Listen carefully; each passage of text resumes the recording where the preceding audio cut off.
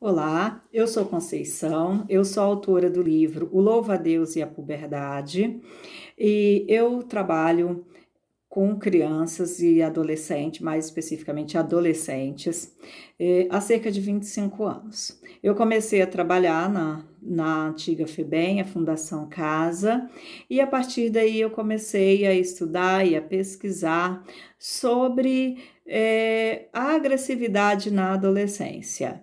Bem, eu tenho a minha própria experiência, apesar de hoje ter 49 anos.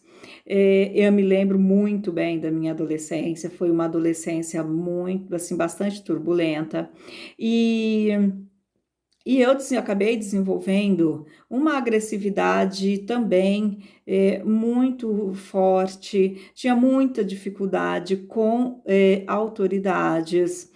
Saí debaixo da cobertura dos meus pais muito cedo e eu não compreendia, na verdade, o meu próprio comportamento. Então, foi muito importante estudar, pesquisar, trabalhar com adolescentes, porque na realidade, quando a gente não trata essas questões na infância e na adolescência, nós nos tornamos adultos somente no corpo, porque no emocional, nós vemos pessoas que muitas vezes com 30, 40 anos, que se comportam como uma criança de 5 anos de idade, só falta bater os pezinhos quando elas são contrariadas. Por quê? Porque elas não aprenderam a lidar com as suas emoções, tomar conhecimento de si mesmo. Então, isso é muito importante, tá? Então, aqui nós vamos falar sobre gatilhos mentais, que na verdade é um passaporte para você, pai, líder, mestres, para alcançar o coração do seu puber, do seu adolescente. Como que nós podemos fazer isso? Através, tá, da reciprocidade. Como que é isso, Conceição? Olha, se você deseja conquistar a confiança de um adolescente, você quer que ele se abra com você, para que você possa ajudá-lo, conte um segredo teu para ele. Mas eu vou contar um segredo meu para um adolescente. Isso é muito importante, porque quando você faz isso, você demonstra que você confia nele. E, em contrapartida, ele vai entender que também pode confiar em você. Mas é claro, o que ele te falar, você precisa guardar embaixo de 7 chaves, a não ser que ele autorize você a falar sobre o assunto com os pais, ou se, né, se é um professor, se é um líder.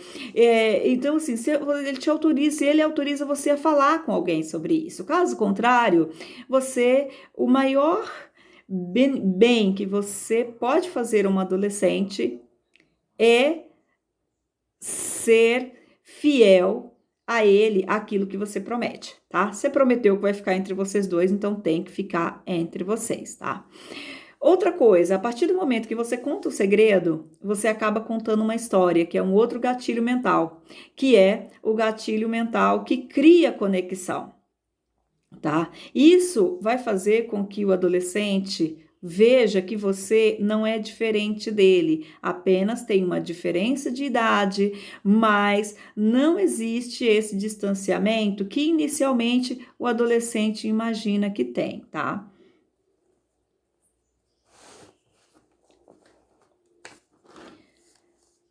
Autoridade. Quando ele falar, provavelmente você já passou por isso. Então, o importante é deixar o adolescente falar, deixa ele falar, porque na realidade uma das maiores necessidades do adolescente não é ouvir, é falar.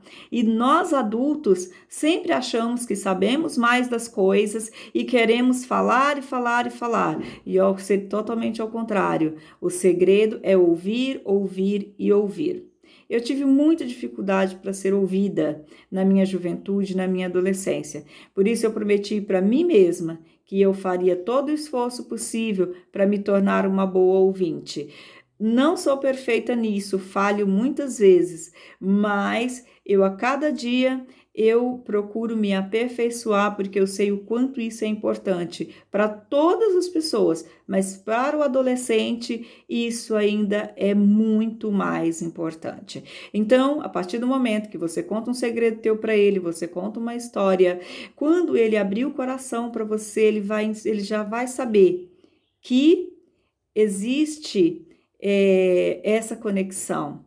Ele vai saber que você vai compreendê-lo, que você não é diferente dele. Então, um forte abraço, espero que você tenha gostado e acesse o nosso link, acesse o nosso livro e eu tenho certeza que ele vai ajudar você em todas as esferas da vida, tá? Inclusive na sua própria, se você tiver aí ainda alguma coisa mal resolvida da sua adolescência.